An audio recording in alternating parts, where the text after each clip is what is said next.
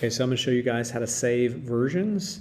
So in Photoshop, say you've got a couple versions of a thing that you want to save. So I've got 2 versions here. I can save my Photoshop document, which will save my progress. So go to File, Save, or you can do Command+S to save. This one's already been named, but the first time you name it, it's going to pop up and you're going to have to give it a name. So give it your name, name of project, version name. It's going to save as a Photoshop document, PSD. It's also going to ask you where to save it. Okay, I would recommend saving your stuff to your desktop.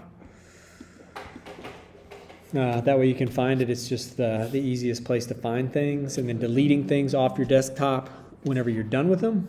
I'm going to ask that you save it as a JPEG, and you'll notice down here, format, JPEG is not an option. It's not an option unless you choose save copy, save as copy, and then you get a bigger drop down, and now you have JPEG as an option, okay?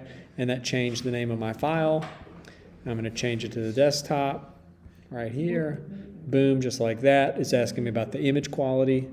Then I'm going to turn on this other version. Same situation. Shift+Command+S or Option+Command+S. Save as copy.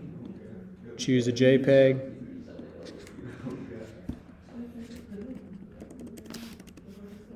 Changing the name here. I'm going to change the location right there.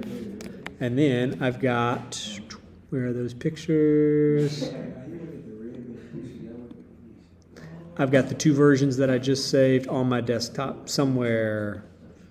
Where are they? Screenshots? No. Movies, images, documents. Right here. Franklin TC2, Franklin TC1.